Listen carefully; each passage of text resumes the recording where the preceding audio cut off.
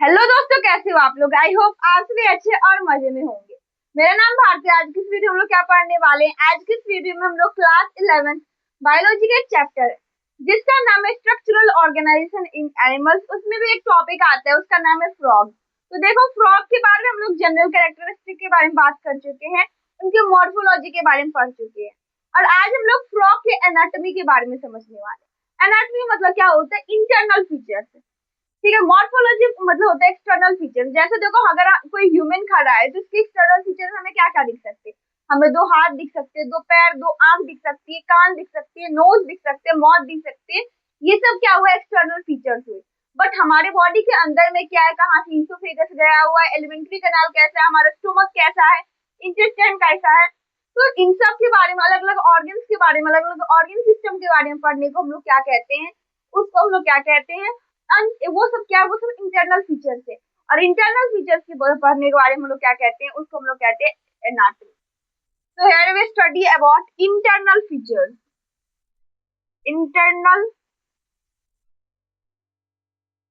features of frog. Obviously हम लोग frog के बारे में, एक मेढक के बारे में पढ़ रहे हैं, तो मेढक के अंदर का क्या क्या है, मेढक के अंदर में क्या क्या प्रेजेंट है, उसके बारे में पढ़ने वाले। तो देखो, मेढक, एक अगर मेढक लिया जाए और एक ह्यूमन बॉडी का अगर अंदर का फीचर्स लिया जाए तो बहुत सारे ऑलमोस्ट सिमिलर होते हैं हमारे बॉडी में। जैसा जैसा हम लोग एलिमेंट्री कैनाल होता है वैसा ही होता है।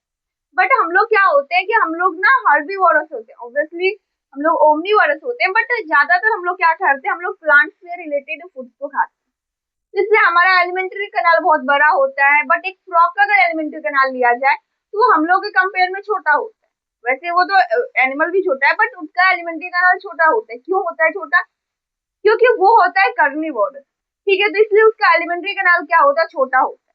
हमारे बॉडी को स्टार्च को डाइजेस्ट करना पड़ता है, और स्टार्च को डाइजेस्ट करने में बहुत टाइम लगता है। बट फ्रॉग को ऐसा नहीं करना पड़ता है, इसलिए उसका एलिमेंट्री कैनाल छोटा होता है। ठीक है। बट अगर ओवरऑल का आ जाए तो जैसे हम लोग अपना अपना डाइजेस्टिव सिस्टम को पढ़ते हैं, वैसा ही डाइजेस्टिव सिस्टम किसका होता है? तो फ्रॉग का भी होता है। तो देखो, एनाटॉमी में हम लोग सिर्फ डाइजेस्टिव सिस्टम के बारे में नहीं पढ़ने वाले, अलग अलग सिस्टम के बारे में पढ़ने वाले। बट क्वेश्चन ये आता है कि क्या हमारा जो फंक्शन है, हमारे बॉडी का जो सर्कुलेटरी सिस्टम है, रेस्पिरेटरी सिस्टम है, एक्सक्रीटरी सिस्टम है, ये जितना डेवलप है, क्या इतना ही डेवलप फ्रॉग का भी है? हाँ, तो बहुत फ्रॉग का ऐसे बहुत सारे सिस्टम है जो कि बहुत ही ज्यादा वेल डेवलप्ड है, वेल डेवलप्ड स्ट्रक्चर और वेल डेवलप्ड फंक्शन है। कौन कौन से हैं? सबसे पहला ये होता है respiratory system, excretory system, circulatory system. फिर क्या होता है? Reproductive system. तो ये सब नर्वस सिस्टम भी।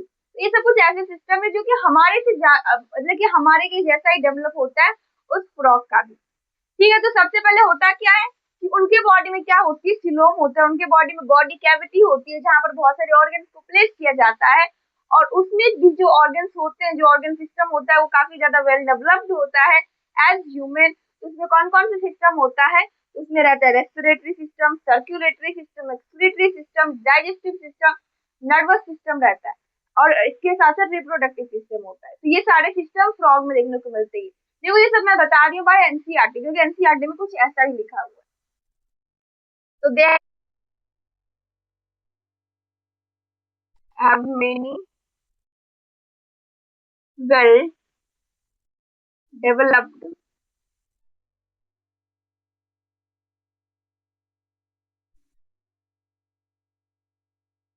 सबसे पहले यही आ जाएगा, digestive system, system, respiratory system,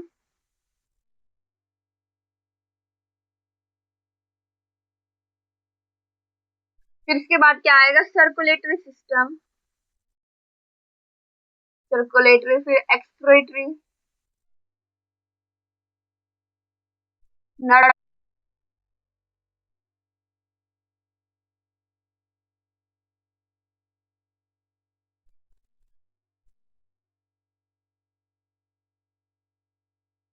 ये सारे सिस्टम क्या होते हैं? वेल डेवलप्ड होते हैं। अब देखो, इन सब के बारे में एक एक करके पढ़ना है हम लोग देखो एनाटॉमी पढ़ रहे हैं तो इंटरनल फीचर्स के बारे में ही पढ़ेंगे।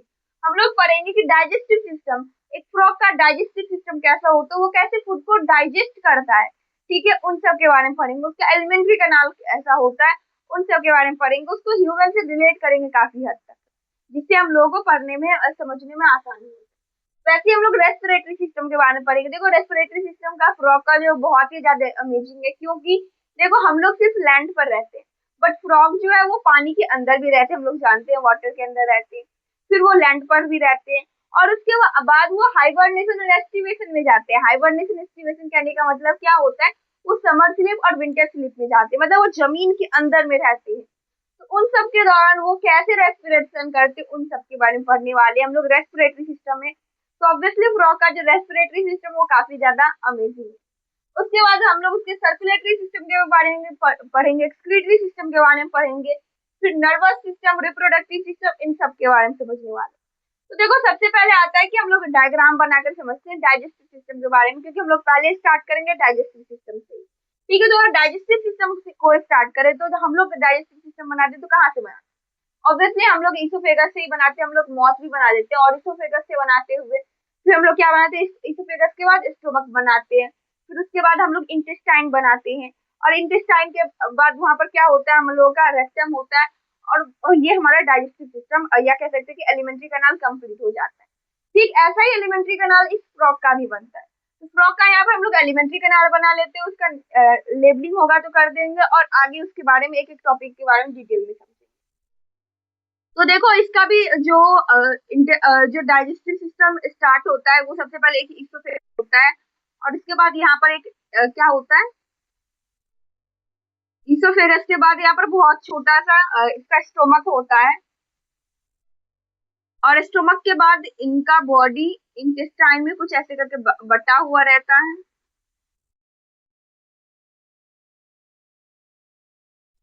और इसके बाद क्या होता है, नीचे में एक ऐसा स्ट्रक्चर होता है। ऐसा स्ट्रक्चर हमारे ह्यूमन में नहीं होता है, बट ये इसमें होता है, फ्रॉग में होता है। ठीक है, तो सबसे पहले देखो यहाँ पर मैं ये स्टोमक बनाई हूँ, इसको लेबलिंग कर देती हूँ। ये क्या है, ईसोफेगस, ये इसका स्टोमक है, ये इसका इंटेस्टाइन है, इंटेस्टाइन, ये इसका क्लोइका है,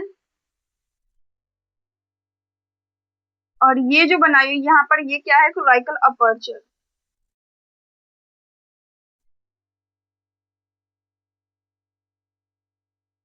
तो देखो ये ओवरऑल इसका डाइजेस्टिव, एक फ्रॉग का डाइजेस्टिव सिस्टम होता है।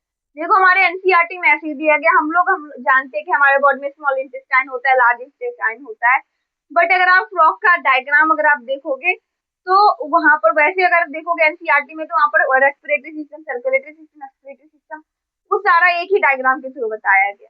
ठीक है, तो वहां पर अगर आप देखोगे तो वहां पर इंटेस्टाइन ही लिखा है, इंटेस्टाइन को बताया नहीं गया कि उसमें स्मॉल इंटेस्टाइन कहाँ, लार्ज इंटेस्टाइन कहाँ, ये सब नहीं बताया गया।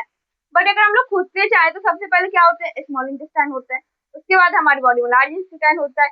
ठीक वैसा ही होता है इस फ्रॉग में भी, पहले स्मॉल इंटेस्टाइन होता है, लार्ज इंटेस्टाइन होता है, और इसका स्मॉल इंटेस्टाइन वो दो पार्ट में बांटा हुआ रहता है, एक होता है डियोडेनम, दूसरा होता है इलियम, और लार्ज इंटेस्टाइन जो कि एक में ही बटा हुआ रहता है उसको हम लोग कहते हैं रेक्टम। उसको भी मैं यहाँ पर लेवल कर देती हूँ कि स्टार्टिंग के जो पार्ट्स होते हैं वो हम लोग यहाँ पर लेवलिंग कर देते हैं कि स्टार्टिंग में क्या हो जाता है, डियोडेनम, और उसके बाद क्या होता है, यहाँ पर लेबलिंग कर देती हूँ कि ये क्या है, इलियम, और ये दोनों क्या हो जाते हैं, ये दोनों हो जाते हैं स्मॉल इंटेस्टाइन, और उसके बाद ये जो नीचे का पार्ट है इसको कहते हैं रेक्टम, और रेक्टम क्या है, रेक्टम लार्ज इंटेस्टाइन का क्या पार्ट है, ये क्या है, large intestine.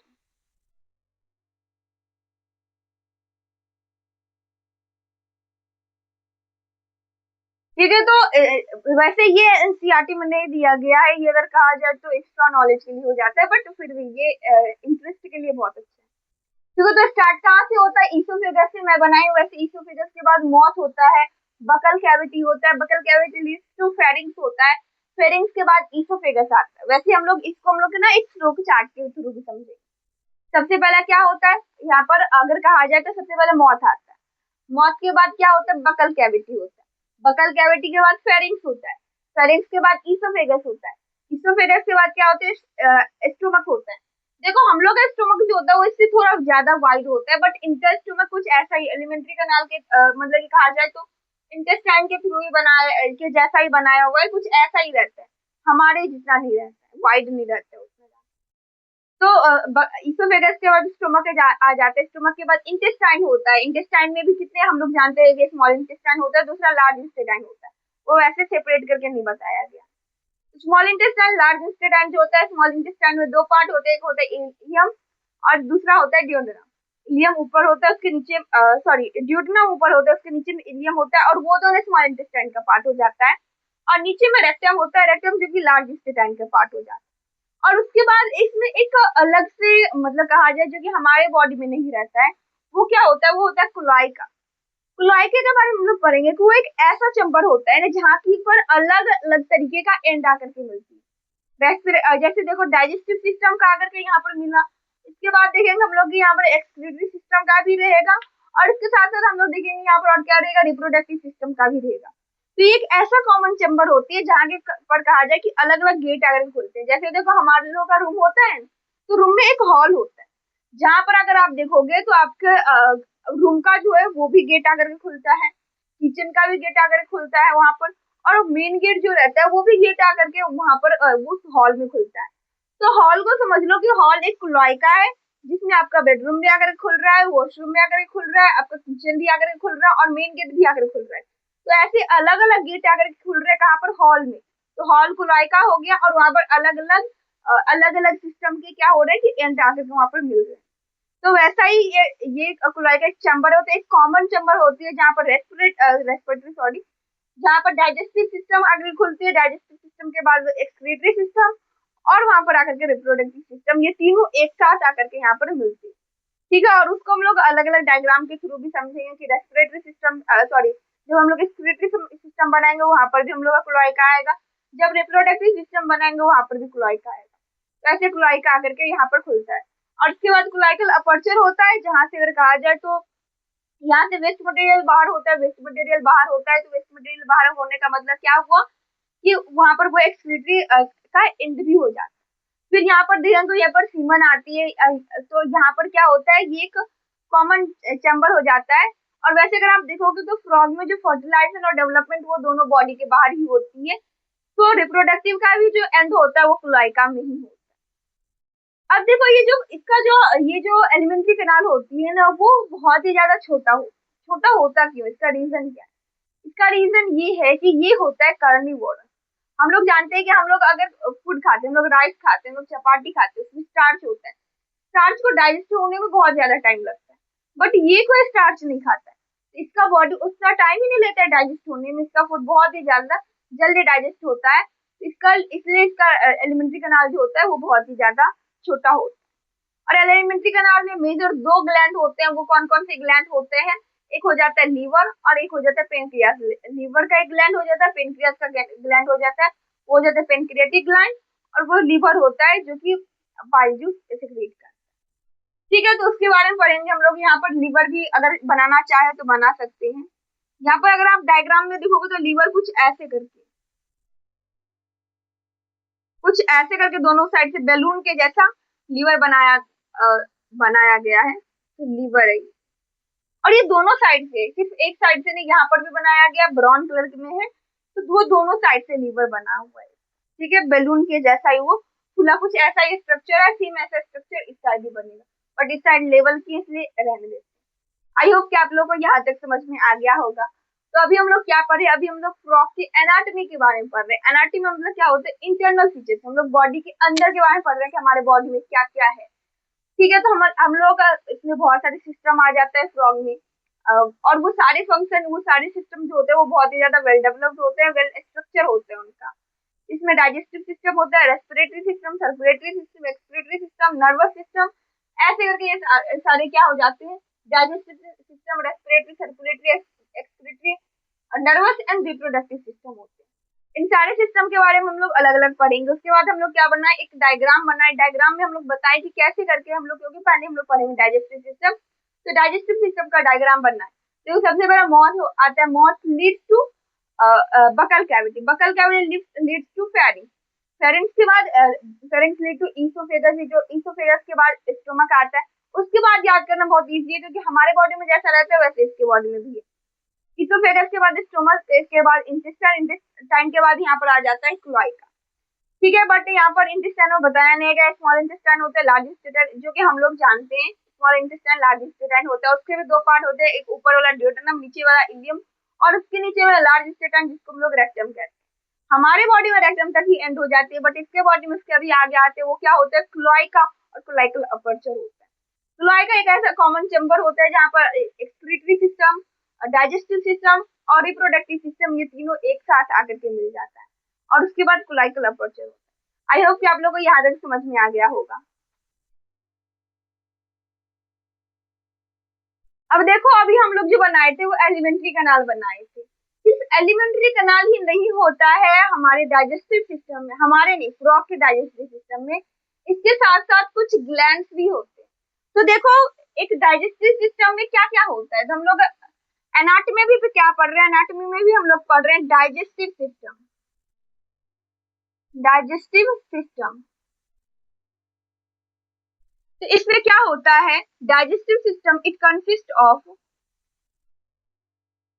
Consist of elementary kanal, elementary kanal. Elementary कनाल के साथ साथ क्या होता है, digestive gland, digestive gland.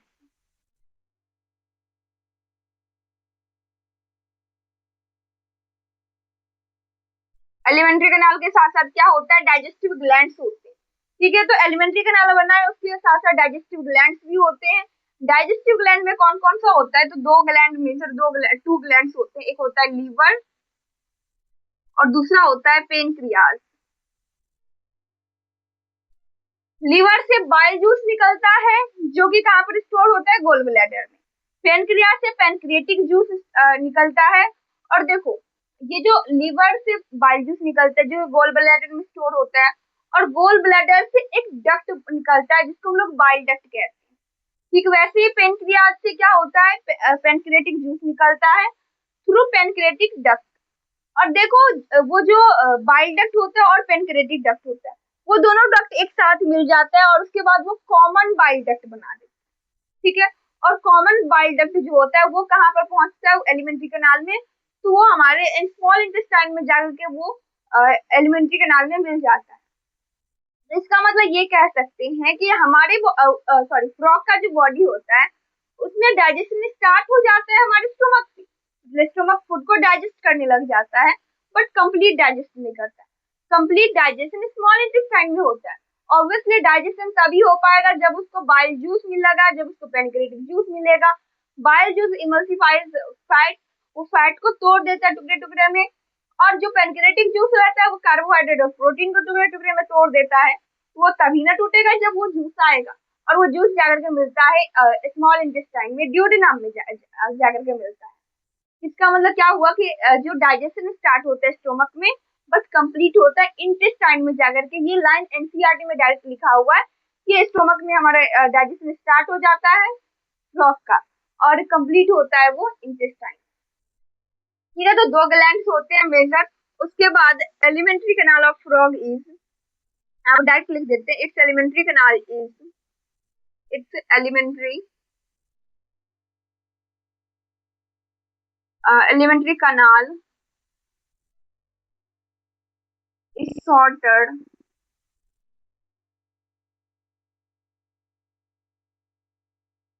frog is a carnivorous animal, a carnivorous animal। क्योंकि फ्रॉग क्या है, कार्निवोरस है, इसलिए उसका एलिमेंट्री कैनाल जो होता है वो छोटा होता है। ठीक है, उसके बाद हम लोग क्या करेंगे, उसके बाद हम लोग ये कह सकते हैं कि डाइजेशन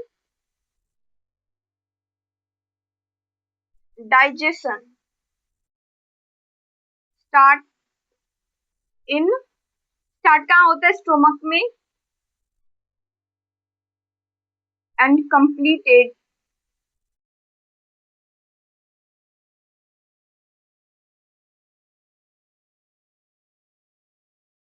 तो क्या हमारे फिर क्वेश्चन ये आते हैं कि क्या स्टोमक में कुछ भी नहीं होता है? होता है। स्टोमक में क्या होता है, HCl रिलीज किया जाता है, डाइजेस्टिव एंजाइम वहां पर भी रिलीज किए जाते हैं, पेप्सिन HCl रिलीज किया जाता है।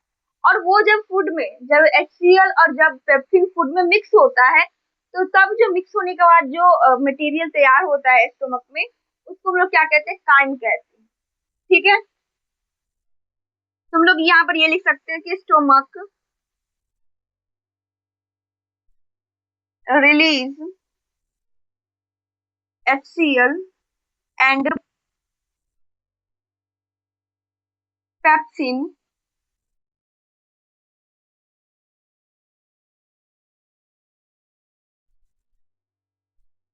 with food and make, ये क्या बनाता है,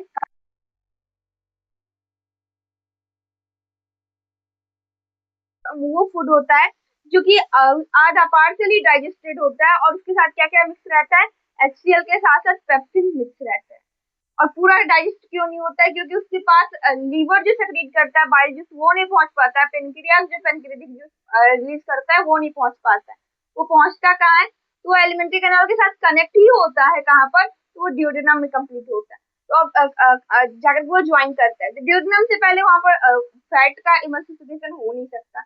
इमल्सिफिकेशन मतलब क्या होता है, जैसे देखो फैट, ये फैट है, ऑब्वियसली फैट डाइजेस्ट नहीं हो सकता है, तो यहाँ पर बाइल जूस आता है और वो बाइल जूस इस फैट को छोटे छोटे टुकड़ों में क्या करता है, तोड़ देता है। तो यही होता है इमल्सिफिकेशन ऑफ फैट, जो कि कौन करता है, बाइल जूस करता है।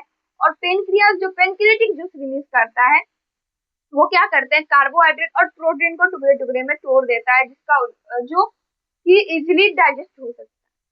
आई होप कि आप लोग को यहाँ तक समझ में आ गया होगा। तो अभी हम लोग क्या पढ़े, अभी हम लोग डाइजेस्टिव सिस्टम के बारे में पढ़ रहे हैं। तो हम लोग ये पढ़े कि मेजर जो कि हमारे डाइजेस्टिव सॉरी फ्रॉग का जो डाइजेस्टिव सिस्टम बनाता है, वो एलिमेंट्री कैनाल होती है और डाइजेस्टिव ग्लैंड। डाइजेस्टिव ग्लैंड में मेजर दो ग्लैंड होते हैं, एक लीवर होता है, दूसरा पेनक्रियास होता है। लीवर बाइल जूस रिलीज करता है जो कि गोल ब्लैडर में स्टोर होता है, पेनक्रियास पेनक्रिएटिक जूस रिलीज करता है। ठीक है, और लीवर जो गोल ब्लैडर में जाकर जो बाइल जूस स्टोर होता है, वो एक डक्ट से आता है जिसको हम लोग क्या कहते हैं, बाइल डक्ट कहते हैं। पेनक्रियास से भी एक डक्ट निकलता है जिसको पेनक्रिएटिक डक्ट कहते हैं। और वो दोनों डक्ट जब एक साथ मिल जाता है उसको हम लोग कॉमन बाइल डक्ट कहते हैं। और कॉमन बाइल डक्ट कहाँ पर जाकर मिलता है, तो स्मॉल इंटेस्टाइन में ड्यूडेनम में जाकर के एलिमेंट्री कैनाल से ज्वाइन होता है। तो उससे पहले मतलब कि स्टोमक में तो फैट का, कार्बोहाइड्रेट का, और क्या कह सकते हैं कि कार्बोहाइड्रेट के साथ साथ प्रोटीन का तो कभी इमल्सिफिकेशन नहीं होता है, क्योंकि वो कहाँ पर होता है, वो होता है स्मॉल इंटेस्टाइन। तो कहा जाए तो फूड डाइजेस्ट होना स्टोमक से स्टार्ट हो जाता है, बट कंप्लीट कहाँ होता है, तो इंटेस्टाइन में कंप्लीट होता है। ठीक है, उसके बाद जो एलिमेंट्री कैनाल होता है फ्रॉग का, वो बहुत ही ज्यादा शॉर्टर होता है। क्यों शॉर्टर होता है, क्योंकि वो कार्निवोरस रहता है, उसको स्टार्च को डाइजेस्ट करना नहीं रहता है, इसलिए उसका जो फूड रहता है बहुत जल्दी डाइजेस्ट हो जाता है, इसलिए एलिमेंट्री कैनाल भी छोटा दिया रहता है। डाइजेशन स्टार्ट होता है स्टोमक में, कंप्लीट होता है इंटेस्टाइन में। क्यों देखो स्टोमक जो होता है वो रिलीज करता है HCl और पेप्सिन रिलीज करता है, और वो जब फूड के साथ मिक्स हो जाता है तो तब उसके बाद जो फूड तैयार होता है उसको हम लोग कहते हैं काइम। और उसके साथ साथ आगे क्या होता है कि वही आकर के पेनक्रिएटिक जूस आकर के और बाइल जूस आकर के मिलता है, और फिर वो इमल्सिफिकेशन होता है। आई होप कि आप लोग यहाँ तक समझ में आ गया होगा। अब देखो डाइजेशन कैसे होता है उसके बारे में हम लोग पढ़ेंगे। अब डाइजेशन के बाद वो डाइजेशन एब्जॉर्ब कैसे होता है उनके बॉडी में, उनके बारे में समझने वाले। तो देखो जो डाइजेस्टेड फूड होता है ऑब्वियसली डाइजेशन कंप्लीट होता है इंटेस्टाइन में, और हम लोग जानते हैं कि इंटेस्टाइन ही क्या करता है कि डाइजेस्टेड फूड को एब्जॉर्ब कर लेता है। तो देखो डाइजेस्टेड फूड को एब्जॉर्ब करता है इंटेस्टाइन में ही। वो कैसे एब्जॉर्ब करता है, तो फिंगर लाइक स्ट्रक्चर होते हैं जिसको कहते हैं विलाई एंड माइक्रोविल। पहले डिफरेंस समझ लेते हैं, विलाई और माइक्रोविलाई में क्या डिफरेंस है। वैसे माइक्रोविलाई के बारे में मैं पहले भी बता रखी थी जब मैं टिश्यू पढ़ा रही थी तब। तो देखो विलाई और माइक्रोविलाई में क्या फर्क होता है, सबसे पहले माइक्रोविलाई समझते हैं। तो देखो हम लोग नॉर्मल एक सेल कुछ ऐसे बनाते हैं, ठीक है, अगर कहा जाए या कहा जाए तो कुछ ऐसी करके स्ट्रक्चर बना करके हम लोग सेल बनाते हैं। बट देखो का हमेशा ऐसे नहीं बनता है, कभी कभी सेल जो होता है वो कुछ ऐसे करके हम बनाए। ये सेल का ये कुछ सेल मेम्ब्रेन आगे के साइड से ऐसे फिंगर लाइक बना हुआ रहता है। फिंगर लाइक क्यों बना रहता है, ताकि उसका क्या हो सके, ताकि उसका सरफेस एरिया बढ़ सके और वो ज्यादा से ज्यादा फूड को एब्जॉर्ब कर सके। ठीक है, तो इसलिए क्या होता है कि ये सरफेस एरिया को बढ़ा दिया जाता है। और एक सेल का मेम्ब्रेन अगर ऐसे करके फोल्ड रहेगा, इसको हम लोग माइक्रोविलाई कहेंगे। बट ऐसे ही अब देखो कि मैं ऐसे ऐसे रास्ता बनाई और यहाँ पर ढेर सारा सेल बना दी, यहाँ पर भी माइक्रोविला बना हुआ है, यहाँ पर भी माइक्रोविला बना है, यहाँ पर भी माइक्रोविला, यहाँ पर भी। और ऐसे करके माइक्रोविलाई जब एक फिंगर लाइक स्ट्रक्चर पर प्रेजेंट होते हैं तो इसको क्या कहते हैं, इसको हम लोग माइक्रोविलाई कहेंगे, इसको हम लोग क्या कहेंगे, माइक्रोविलाई। बट ऐसा फिंगर लाइक स्ट्रक्चर जो है, इसी फिंगर लाइक स्ट्रक्चर को क्या कहेंगे, ऐसे करके फिंगर लाइक ये जो स्ट्रक्चर है इसको हम लोग क्या कहेंगे, विलाई कहेंगे। ठीक है, तो देखो हमारे इंटेस्टाइन जो होता है, सॉरी फ्रॉग के इंटेस्टाइन जो होता है वो कुछ ऐसा ही होता है। ठीक है, जहाँ पर विलाई भी बने हुए रहते हैं, माइक्रो विलाई भी रहते हैं। हमारे बॉडी में भी विलाई और माइक्रो विलाई रहते हैं, जिसके थ्रू जो फूड रहते हैं, डाइजेस्टेड फूड, उसको एब्जॉर्ब किया जाता है और अनडाइजेस्टेड फूड को आगे बढ़ा दिया जाता है। ठीक है, अब इसी को लिखेंगे हम लोग यहाँ पर कि digested food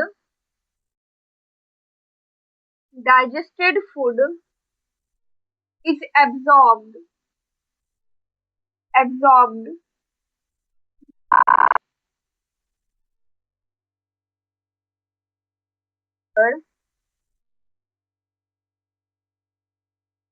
present in the inner wall of intestine.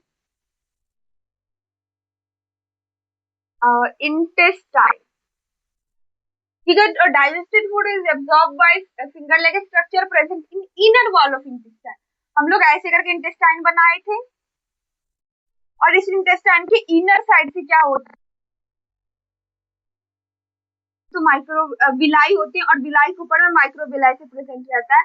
और ऐसा दोनों साइड से रहता है जो कि फूड को एब्जॉर्ब कर लेता है और अनडाइजेस्टेड फूड को आगे बढ़ने देता है। फिर इसके आगे क्या होता है कि अनडाइजेस्टेड फूड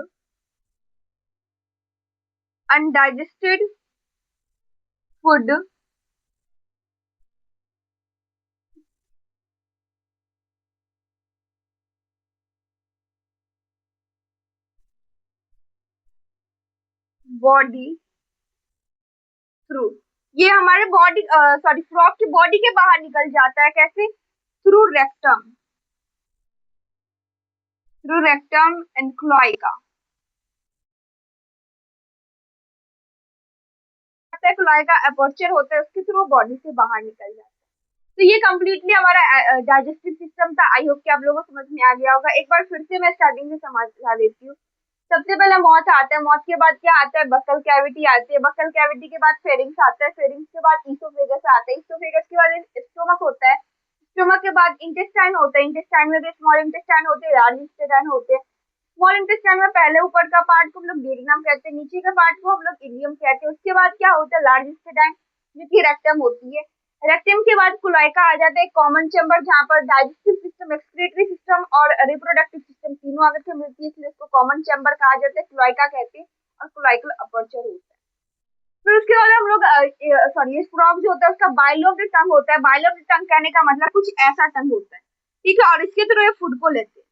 ठीक है, और वो फूड को लेकर के क्या करते हैं, सबसे पहले वो उसका इसोफेगस भी बहुत छोटा होता है, उसके थ्रू वो स्टोमक में जाता है। स्टोमक में क्या होते हैं, एचसीएल और बहुत सारे गैस्ट्रिक जूस रिलीज होते हैं जो कि उस फूड को आधा डाइजेस्ट कर देते हैं। हाँ, पार्शियली डाइजेस्टेड फूड हो जाती है और उसको हम लोग काइम कहते हैं। वो फिर आगे चला जाता है इंटेस्टाइन में, स्मॉल इंटेस्टाइन में ड्यूडेनम होता है, और ड्यूडेनम में क्या होता है कि कॉमन बाइल डक्ट आगे के मिलता है। कॉमन बाइल डक्ट कैसे बनता है, तो लीवर से आता है बाइल जूस जो कि स्टोर होता है गोल ब्लैडर में, और गोल ब्लैडर एक डक्ट के थ्रू ड्यूडेनम में जाके मिलता है, जिसको हम लोग क्या कहते हैं, जिसको हम लोग बाइल डक्ट कहते हैं। उसके बाद पेंक्रियाज भी एक डक्ट बनाते हैं जिसको पेनक्रेटिक डक्ट कहते हैं। बाइल डक्ट पेनक्रेटिक डक्ट दोनों मिलकर के कॉमन बाइल डक्ट बनाता है, और वही कॉमन बाइल डक्ट इलियम में जाके मिलता है, सॉरी ड्यूटेनम में मिलता है। इसका मतलब फैट का इमल्सिफिकेशन, देखो बाइल जूस जो होता है वो फैट को इमल्सिफाई करता है, और पेनक्रेटिक जूस जो रहता है वो कार्बोहाइड्रेट और प्रोटीन को इमल्सिफाई करता है। तो प्रोटीन, कार्बोहाइड्रेट और फैट ये सब कहाँ टूटता है, स्मॉल इंटेस्टाइन में। तो डाइजेशन स्टार्ट हो जाता है स्टोमक से, बट इंड होता है इंटेस्टाइन में। और उसके बाद जो ऑब्वियसली जो डाइजेस्टेड फूड रहेगा उसको एब्जॉर्ब किया जाएगा। तो फिंगर लाइक स्ट्रक्चर होते हैं और उसके ऊपर भी उसको हम लोग विलाई और माइक्रो विलाई कहते हैं, जो कि उस डाइजेस्टेड फूड को क्या करते हैं, स्टोर कर लेते हैं, अनडाइजेस्टेड फूड को आगे बढ़ने देते हैं, और वो अनडाइजेस्टेड फूड आगे रेक्टम में जाता है, रेक्टम के थ्रू कोलाइका, कोलाइकल अपर्चर के थ्रू बॉडी से बाहर निकल जाता है। आई होप कि आप लोग को यहाँ तक समझ में आ गया होगा। यही हमारा पूरा डाइजेस्टिव सिस्टम था। अगर ये वीडियो आपको यूजफुल रहा हो तो प्लीज वीडियो कर दीजिएगा एक लाइक और हमारे चैनल कर दीजिएगा सब्सक्राइब। Thanks for watching.